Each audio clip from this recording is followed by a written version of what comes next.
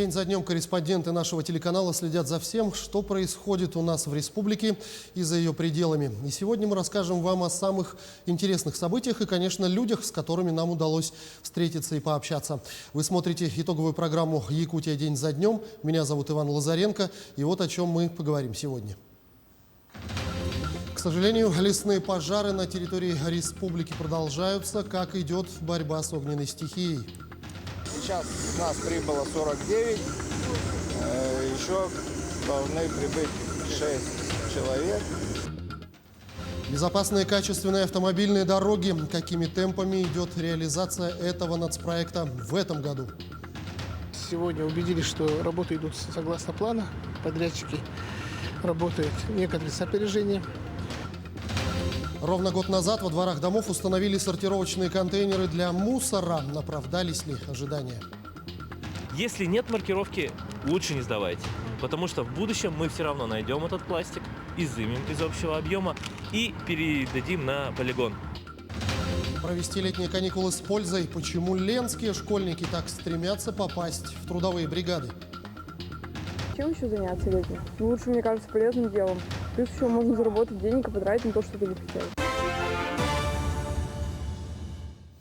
Ну и начнем с эпидобстановки. На 12 июня выявлено 96 новых случаев коронавирусной инфекции, в том числе в городе Якутск 58 случаев, Эвено-Бутантайский улус 7 случаев, Мегино-Кангаласский район 6, Амгинский и Мирнинский районы по 5 случаев, Нирюнгринский район 4, Намский район 3 случая, Верхоянский, Аймиконский и Хангаласский районы по 2 случая, Алданский и Момский районы по 1 случаю. Что касается вакцинации, то в республику поступило всего 208 109 доз вакцин против коронавирусной инфекции. Первый компонент вакцины получили 184 603 человека, вторую вакцинацию прошли 134 434 человека, в том числе почти 33 тысячи человек старше 60 лет. Диспансеризация для граждан, переболевших коронавирусом, начнется в России с 1 июля. Об этом сообщил министр здравоохранения Михаил Мурашко. Обследования будут проводиться по специальной углубленной программе. Направлены они на выявление постковидного синдрома и других неблагоприятных последствий для организма, которые могла вызвать инфекция. Пройти обследование смогут все граждане от 18 лет и старше, если диагноз COVID-19 им поставил врач, но не ранее 2-го месяца после выздоровления. Тем временем Исахтоймады пройдет в дистанционном формате. Оперативный штаб Якутска объявил, что по требованию Роспотребнадзора отменено проведение городского национального праздника Исахтоймады в очной форме. Данное решение в первую очередь призвано обеспечить санитарно-эпидемиологическое благополучие населения столицы. До 60% всех заболевших в республике приходится на город Якутск. При этом темпы вакцинации населения снижаются. И именно из-за этого перенесены сроки празднования Исаха Аланхо в Алекминске. Такое решение принято по итогам совещания с вице-премьером Якутии Сергеем Местниковым. Местных жителей, получивших первый компонент вакцины против ковида, составляет 32%, а получивших второй компонент всего лишь 18%. Для района, который собирается провести республиканский национальный праздник Исаха Аланхо, это является крайне низким показателем, отметили на совещании. Принято решение о переносе даты проведения на 26-27 июня. Между тем, закрытые из-за пандемии границы продолжают повышать интерес россиян к отдыху внутри страны. Новый этап программы туристического кэшбэка стартует уже с 16 июня. Он уже 4-й по счету. Напомним, что россиянам возвращается часть затрат на отдых. В рамках нового этапа можно будет покупать путевки на осень. Вернуть россиянам планируют около 2 миллиардов рублей. Такая поддержка, уверенных в Ростуризме, станет для россиян хорошей возможностью купить туры в сезон по акциям раннего бронирования и посетить любой регион страны и сэкономить за счет кэшбэка. 378 миллионов рублей дополнительно выделят Якутии для повышения эффективности борьбы с лесными пожарами. Также в регион будут переброшены дополнительно пожарные и бойцы парашютно-десантной службы авиалесоохрана в количестве 380 человек. Об этом сообщил глава Минприроды России Александр Козлов. По его словам, количество лесных пожаров в республике с начала года увеличилось в 1,3 раза по сравнению с аналогичным периодом прошлого года. На регион приходится 70% всех лесных пожаров России.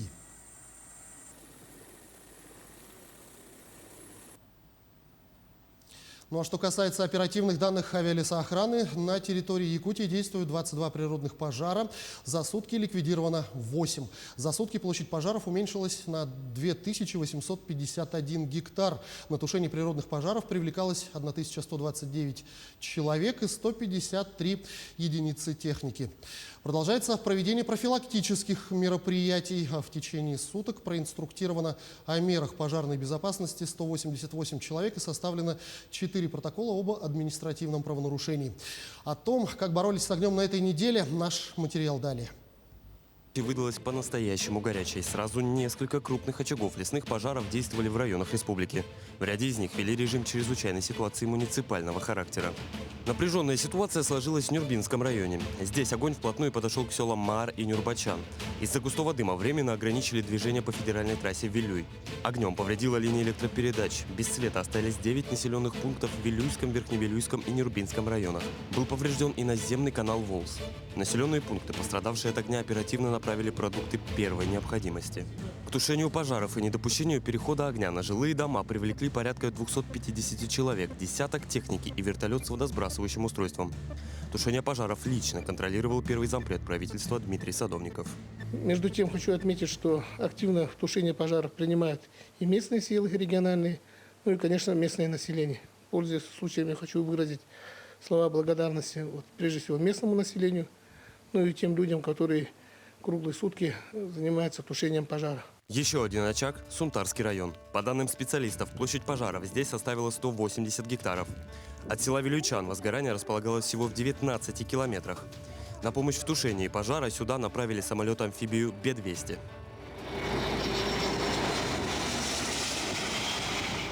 Всего судно сделало 11 сбросов воды общим объемом в 110 тонн. Благодаря оперативной работе распространение верхового лесного пожара в сторону села остановили. Вокруг населенного пункта проложили минполосу. По факту пожара возбудили уголовное дело. Виновником, предположительно, был один из местных жителей. Всего за минувшую неделю возбудили порядка 10 таких уголовных дел.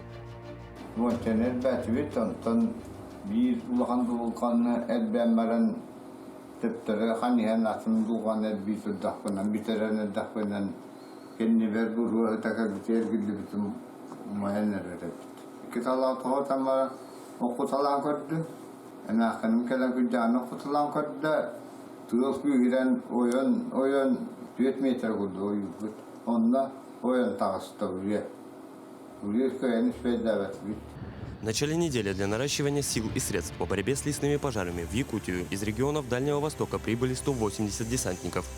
120 из них направили в Нюрбинский и Сунтарский районы, 60 – в Верхневилюйский. Сейчас нас прибыло 49, еще должны прибыть 6 человек. Все, обмундирование, все имеется, средства имеются, как бы готовы к работе. Предварительно где-то дней 20-25. Тушение лесных пожаров, помощь. Обострилась ситуация и в Тампонском районе. Там все силы бросили на тушение очага около поселка Ханнега. Огонь подходил к нему на расстояние в 1 километр. Пламя повредило линии электропередач, оставив без света несколько населенных пунктов в районе. Местное население райцентра, а это почти 6 тысяч человек, призвали к мобилизации и возможному отселению. Просим вас быть готовыми к эвакуации и мобилизации для тушения пожара. Тушение осложнял сильный ветер и аномально высокая температура. МЧС направила в район дополнительную аэромобильную группировку. Также к борьбе со стихией привлекли десантников и авиацию. Помимо этого, в социальных сетях распространилась информация, что местные шаманы провели обряд по вызову в районы дождя. Как ни странно, этим же вечером в районах пошел дождь, а ветер в Ханнеге сменился, рассеяв задымление близ поселка. Оперативная работа специалистов также позволила не допустить перехода огня на жилые строения. Сегодняшний день ситуация с лесными пожарами на территории республики постепенно стабилизируется. На тушение лесных пожаров привлечено 1153 человека, 182 единицы техники. Помимо этого, в рамках межведомственного маневрирования на территории республики продолжает работу Федеральный резерв авиалесоохраны, 223 человека. Также Ситуация по Вилюйской группе районов на сегодняшний день тоже стабилизировалась. Лесные пожары на территории Верхневилюйского, Нюрбинского и Сунтарского районов на сегодняшний день локализованы. В течение следующих двое суток будет продолжаться работа по тушению и ликвидации данных пожаров. Текущую лесопожарную обстановку в регионе обсудил глава Якутии Айсен Николаев на встрече с министром природных ресурсов России Александром Козловым.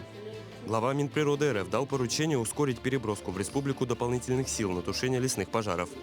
Уже на следующей неделе в наш регион из Федерального резерва прибудут 100 бойцов авиалесоохраны из Тюмени. Петр Васильев, Джулстан Иннокентьев, Якутия. День за днем. Еще одна беда наших лесов – это шелкопряд. Мероприятия по обработке леса запланированы на этот месяц и пройдут в окрестностях столицы, а также в Хангаласском и Намском районах. Все лесные дороги, ведущие к очагу распространения сибирского шелкопряда, будут оборудованы информационными знаками о запрете на посещение участка на весь период обработки и карантинного срока. Травить гусениц будут авиационным способом, химическим препаратом клонрин, который относится к 3-му классу опасности. В связи с этим во время обработки и после нее не рекомендуется собирать на этой территории грибы, ягоды, лекарственные травы и другие пищевые ресурсы. Горячая пора в хорошем смысле наступила у дорожников. Реализация национальной программы «Безопасные качественные автомобильные дороги» на территории города Якутска и Намского района находится на контроле республиканских властей. Накануне первый зампред правительства региона Дмитрий Садовников провел выездное совещание по данному вопросу. Подробнее в материале Дмитрия Тымырова. Выездное совещание, в котором приняли участие главы пригородных муниципальных образований города Якутска, регионального министерства транспорта и подрядных организаций, началось с села Хатасы, где ремонт дорожной сети начались еще в феврале этого года в рамках федеральной программы «Безопасные качественные автомобильные дороги». По словам специалистов РИК-Автодор, работы здесь приблизились к финишной прямой. Сегодня по улице Каландрашвили асфальтирование завершено. Там сейчас идет обустройство улиц. По ним, значит, у нас работа как бы, не через неделю завершим, наверное, полностью. Это значит и обочины, и съезды, и вот в таком плане.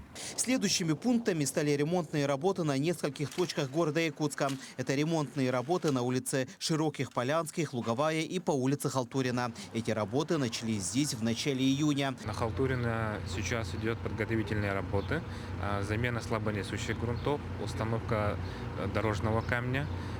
Далее у нас идет подготовка основания под стабилизацию. После этого у нас будет выполнена укладка асфальтобетонных покрытий. Но, как вы уже заметили, сейчас вот улица Халтурина, она работает на половинчатом режиме, ведутся земляные работы. После этого начнем укладку трубы.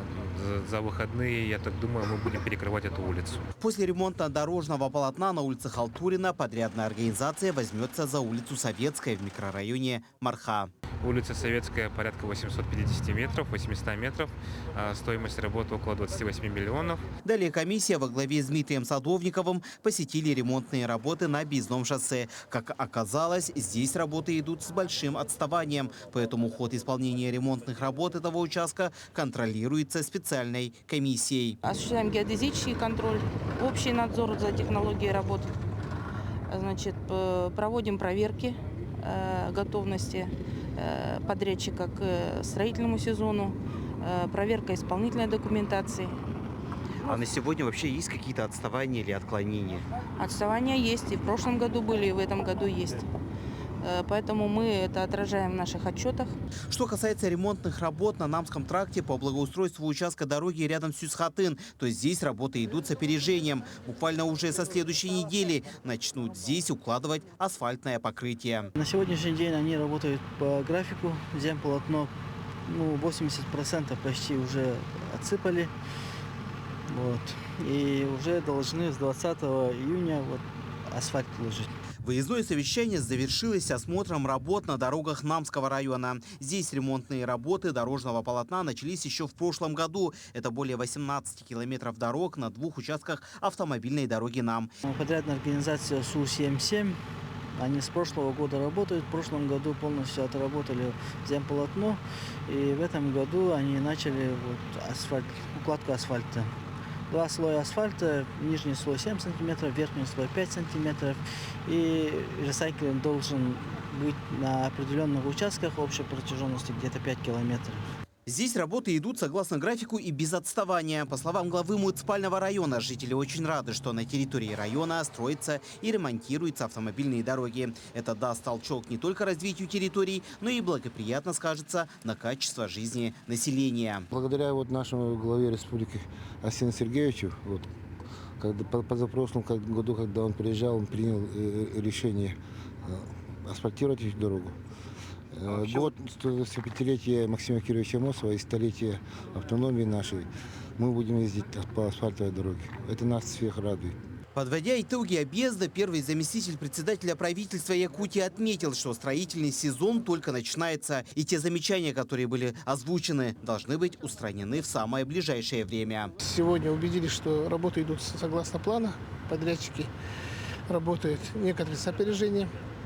Но есть вопросы частью городского округа, город Якутск по окружному шоссе. Там подрядчик опаздывает на сравнительно такой большой срок. Но в части других районов мы, заказчики и стройконтроль, больших тревог не проявляют. По итогам выездного совещания Дмитрий Садовников дал поручение региональному Минтрансу контролировать ход реализации федеральной программы «Безопасные и качественные автомобильные дороги» и проводить еженедельный мониторинг. Дмитрий Тымыров, Джулстан Иннокентьев, Якутия. День за днем. Ну а сейчас небольшая пауза. В продолжении программы расскажем о раздельном сборе мусора и почему он так важен, а также побываем в трудовой бригаде юных линчан.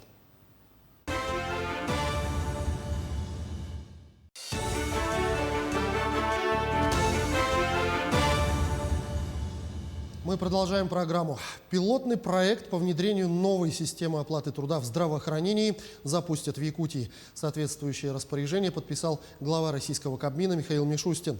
Сейчас региональные больницы и поликлиники самостоятельно определяют размеры окладов сотрудников, а во всей отрасли отсутствуют единые требования к назначению стимулирующих и компенсационных выплат.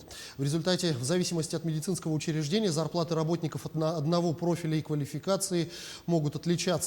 По задумке, новый подход позволит выровнять ситуацию, в частности, с врачами, средним и младшим медицинским персоналом, а также избежать дефицита в одном регионе и переизбытка в другом.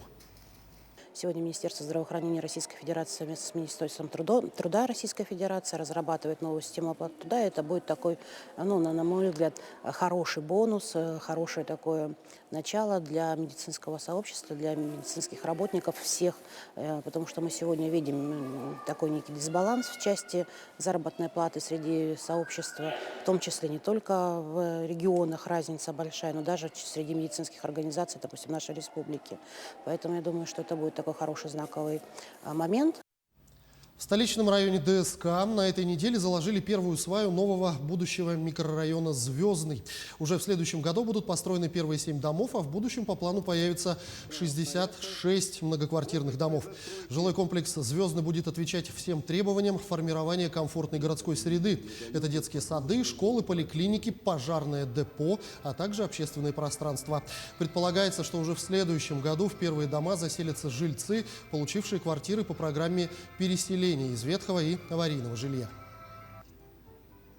По всем канонам современного строительного подхода, со всеми новыми технологиями, со всеми новыми требованиями, которые сейчас есть уже по развитию города, по мастер-планированию. Это квартал, собственно говоря, является таким первым проектом. То есть это будет просто очень высокого уровня такой конгломерат, где можно будет фактически находиться постоянно и отдыхать, и даже работать. То есть мы здесь определенную инфраструктуру, конечно, социальную создаем, безусловно, но при этом я думаю, что здесь будут и какие-то в будущем размещаться помещения, где люди могут работать и реализовываться.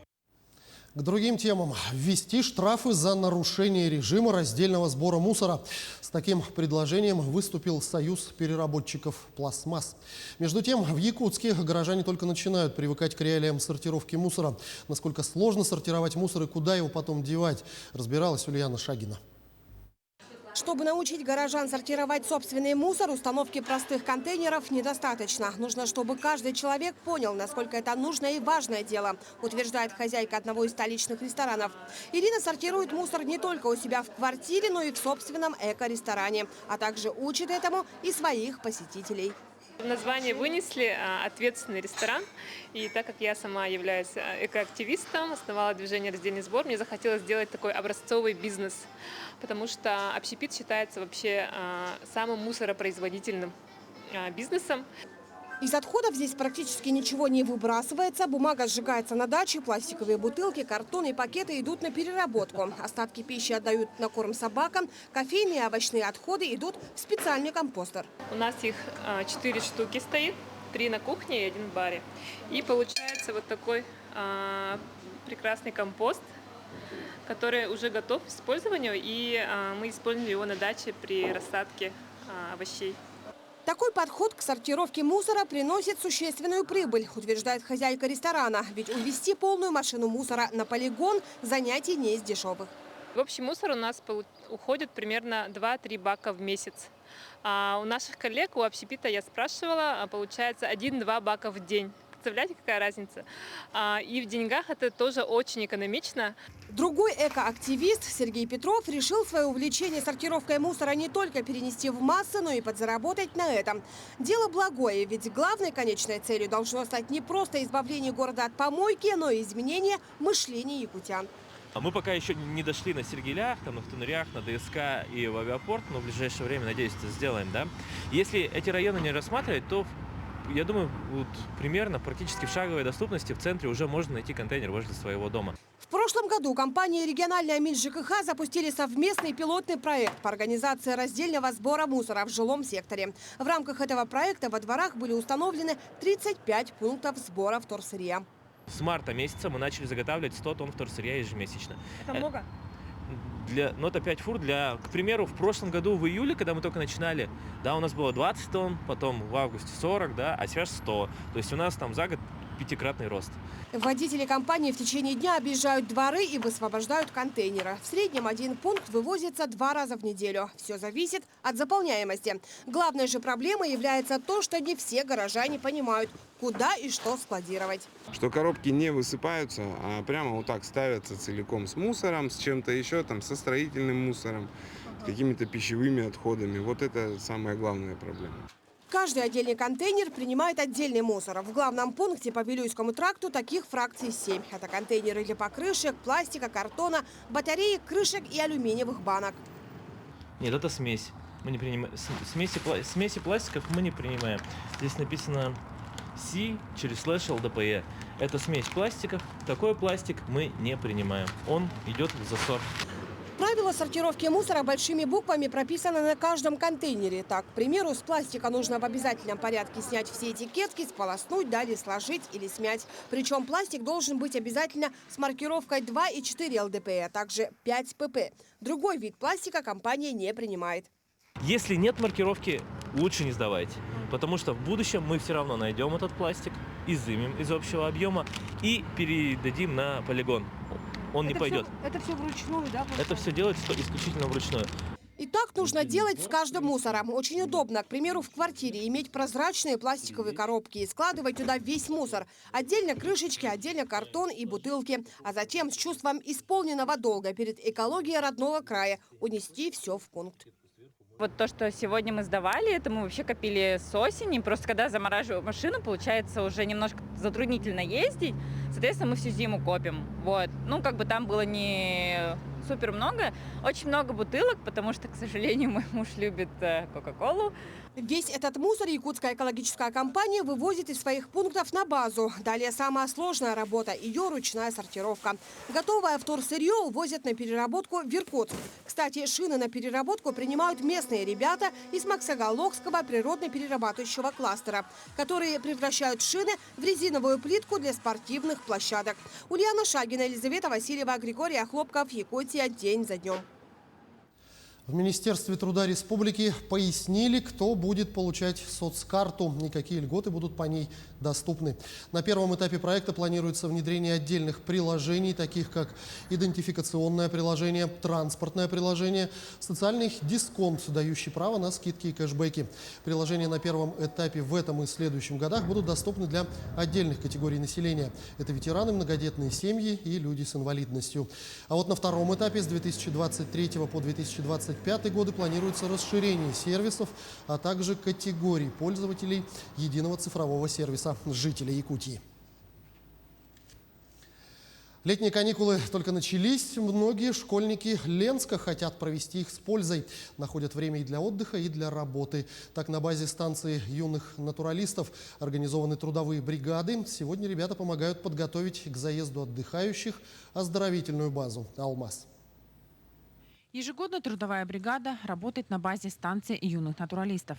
Ребята в основном заняты работой на садовом участке, который сегодня на станции довольно большой. Здесь располагается несколько теплиц, грядки и клумбы.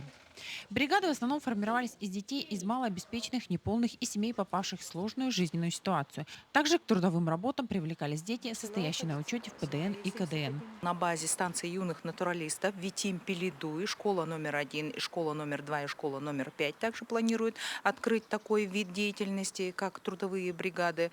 Трудиться все они будут в течение 21 дня. Детки будут заниматься у нас озеленением, посадкой, опять же, уборка территории, уход за животными, кормление, чистка клеток. Все входит в их должностные обязанности.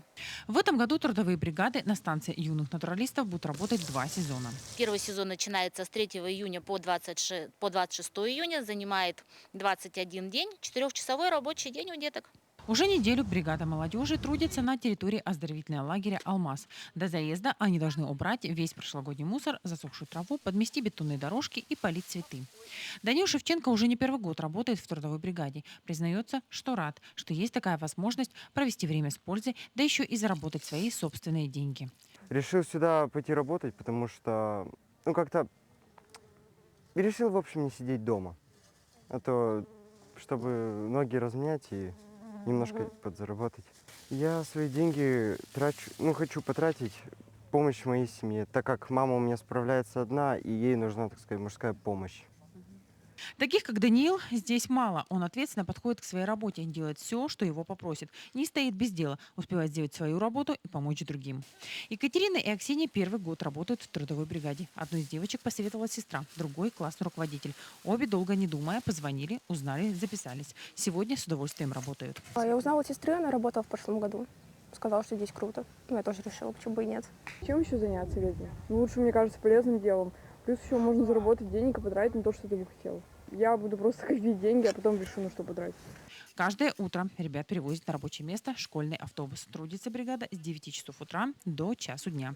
Мы будем до начала открытия лагеря работать здесь, помогать озеленять, уборка, то есть все возможные благоустройства, отвечаем за полив растений, высадку. Сегодня ребята занимаются конкретно уборкой территории. А ребятам нравится, желающих на самом деле было очень-очень много. То есть и до сих пор звонят и спрашивают, а можно ли записаться. Каждый день у ребят проходит плодотворно и результативно. А главное, ребята уезжают домой с приятным чувством выполненного долга. Ведь каждый из них вносит свой весомый вклад в благоустройство территории лагеря, от которого зависит комфорт и отдых юных ленчан. Светлана Балеева, Виталий Андреев, Ленск. Завершились Дни Якутии в Татарстане. Всю неделю жители и гости Казани могли посетить выставку-ярмарку «Сделано в Якутии». Там были представлены ювелирная продукция, продукты питания, сувениры, работы известных якутских мастеров. У каких стендов было больше всего казанцев, узнаем у нашего собственного корреспондента на месте Максима Кардозу. Приглашаем на выставку «Сделано в Якутии». Больше 10 компаний из Якутии представили свою продукцию в Казани. В павильонах можно было увидеть сувениры, ювелирные украшения, изделия из меха и кожи. Предлагали на ярмарке и попробовать северные продукты. Люди очень сильно интересуются чаями, я даже не успеваю их заваривать, поэтому приходится вот так вот быстренько заварить и людей уже угощать. Говорят, очень вкусно, северный чай, травяной. Мы только приехали сами. Здесь путешествие маленькое. И вот увидели случайно здесь, что что-то проходит. Очень выставка интересная. Очень удачно, я считаю, что выставку попали сюда. Из продуктов, не знаю, вот рыбу только попробовали, сейчас вот сыр попробовали. То, что вы сюда приехали и с таким багажом, это нас поражает. Я просто, как рядовой татарин, я очень доволен всем увиденным. На выставке «Сделано в Якутии», которая открылась в центре Казани, прямо у стен Кремля, можно не только приобрести какие-то товары, попробовать наши северные деликатесы, но и поучаствовать в мастер-классе и смастерить собственными руками сувенир из Якутии. 3 мастер-класса проводим, полоскутные мозаики проводят народные мастера Республики Саха-Якутия. По резьбе, по кости проводит народный художник Республики Саха-Якутия Константин Меркурьевич Мамонтов. И, конечно, они вызывают очень широкий интерес у посетителей. В рамках выставки удалось организовать и деловую площадку, где предприниматели из Якутии смогли пообщаться с татарскими коллегами, которых заинтересовали наши товары. Со «Сделано в Якутии» заключаются договора с крупными сетями Бахетле и Эдельвейс. Это вот Сахачай, Камелек, Скиф. Здесь они представлены. Ну и очень хорошо, что на деловых площадках про местное производство, индрайвер развития. И завтра на деловой площадке по промышленному туризму мы тоже будем принимать активное участие. А уже в следующем году в Якутию с ответным визитом приедет татарская делегация, и жители нашей республики смогут познакомиться с традициями, культурой и кухней тюркского народа с Волги. Максим Кардозу, Виктор Олесов, Казань. Именно такой была эта неделя. Наши корреспонденты продолжают следить за развитием событий. Вы смотрели программу «Якутия. День за днем». Для вас в студии работал Иван Лазаренко. Я с вами прощаюсь. Берегите себя и до встречи в эфире.